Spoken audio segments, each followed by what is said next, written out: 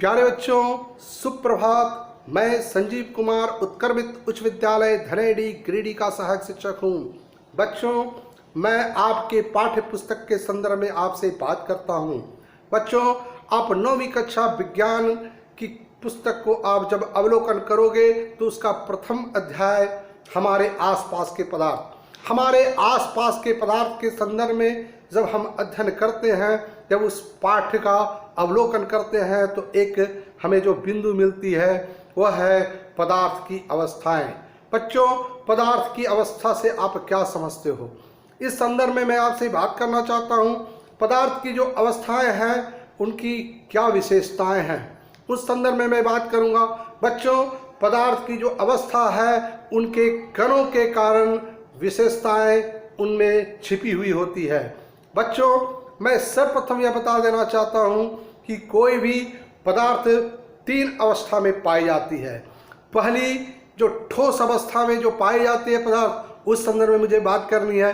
बच्चों, दूसरी जो हमारी पदार्थ जो है द्रव की अवस्था में पाई जाती है, उनकी बात करनी है।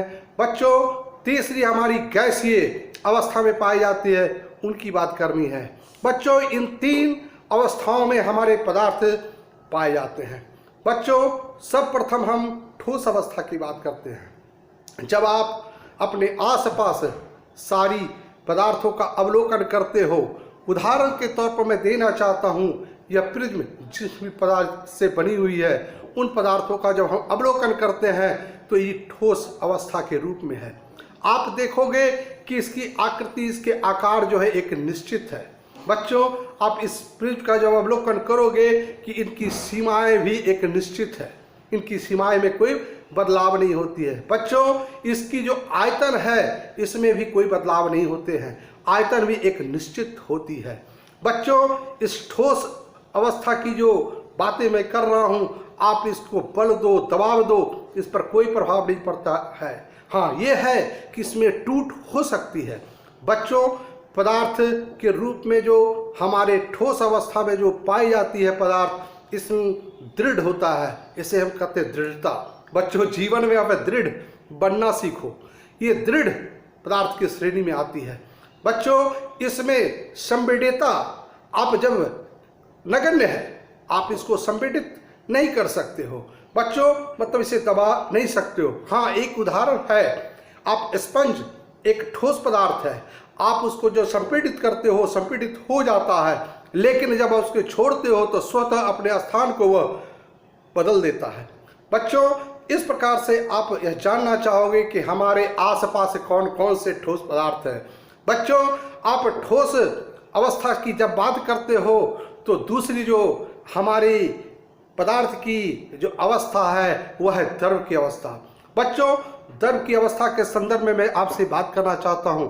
आप किसी भी द्रव को लो, आप जल को लो, आप घर में खाना बनाने वाले तेल को लो, आप किसी भी तरह के द्रव को जब लेते हो तो उसकी मात्रा हमें जो मिलती है वो लीटर के रूप में होती है, मिलीलीटर के रूप में होती है। बच्चों, जब मैंने इस बर्तन में जब 100 ml का मैंने जब पानी लिया और पानी लेने के बाद 100 ml का दोनों पॉट में जब बांट दिया तो मैं देखा कि इन दोनों द्रव की अवस्था में क्या परिवर्तन होते हैं। दोनों द्रव के आयतन समान है, लेकिन इनके आकार में जो है परिवर्तन हो जाते हैं। बच्चों, आप इसकी आकृति के बारे में जब आप बात करोगे तो द्रव पदार्थ को आप थाली में फैला दो तो उसके आकार परिवर्तन हो जाते हैं, लेकिन उनके आयतन निश्चित रहते हैं, आयतन में कोई परिवर्तन नहीं होता है। बच्चों, द्रव की एक बहुत बड़ी विशेषता उनके कणों के कारण होती है कि द्रव तो घुल जाता है, विसरण कर जाता है, लेकिन उसमें ठोस का भी विसरण बहुत तेजी से होता है। बच्चों, आप यह जानना चाहोगे कि द्रव में एक और विशेषताएं हैं, उसकी अवस्थाओं में विशेषताएं हैं कि उसमें गैस भी विसरण करते हैं। तो द्रव एक ऐसा पदार्थ है, उसकी अवस्था है कि उसमें ठोस भी, द्रव भी और गैस भी विसरण बहुत तेजी से करते हैं। बच्चों, में एक उदाहरण के तौर पर मैं रखना चाहता हूं कि आप जब भी किसी द्रव की बात करते हो, आप देखोगे हमारे तालाबों में द्रव की में अगर ऑक्सीजन नहीं रहता तो उसके अंदर जो पेड़ पौधे होते हैं, उसके जो मछलियां होती हैं, उन्हें ऑक्सीजन और कार्बन डाइऑक्साइड कहाँ से प्राप्त होता है। बच्चों, इससे यह प्रतीत होता है कि हमारे किसी भी पदार्थ के रूप में जब वह द्रव होता है तो उसमें हम गैसों का विसरण करते रहते हैं। बच्चों, इस तरह से हम यह समझा सकते हैं, हम समझाने का प्रयास करते हैं कि किसी भी द्रव को हम तरल के रूप में जानते हैं और वह एक तरल पदार्थ है। और यह तरल पदार्थ का सबसे बड़ा गुण है कि अपने अंदर विसरण करने की, उनमें जो कणों के विसरण की जो गति है बहुत तेजी से बढ़ती है। बच्चों, गैस की अवस्था की बात जब मैं करता हूं तो यह दूसरी अवस्था है और तीसरी अवस्था जो है हमारी गैसीय अवस्था। बच्चों, जब हम गैसीय अवस्था की बात करते हैं, आप जब गैस के संदर्भ में जब बात करते हो तो आप जब मेला में जाते होगे तो एक सिलेंडर भरा हुआ बैलून भर भर करके आप उड़ाते हुए लोगों को देखे होंगे। बच्चों, कितनी बैलूनें उसमें भर जाती है। इसका मतलब हुआ कि गैस को हम संपीड़ित कर करके, उसको बांध कर करके, उसको बल दे करके उसको एक तरह एकत्रित कर सकते हैं। पूरे वातावरण में जितने भी गैस होते हैं, जिसके आयतन को हम सम्मिलित रूप से इकट्ठे कर करके रख सकते हैं। बच्चों, इसी नियम के तहत हमारे घर में जो खाना बनाने के लिए एलपीजी गैस उपलब्ध होती है, उसे हम संपीड़ित कर करके उसे रखते हैं और उसे हम अपने जीवन में उपयोग करते हैं ईंधन के रूप में। आप जानते होंगे, ऑक्सीजन का सिलेंडर देखे होंगे, गैस के फैले हुए जो आयतन होते हैं उनको एक तरह इकट्ठित करके उस सिलेंडर में रखा जाता है।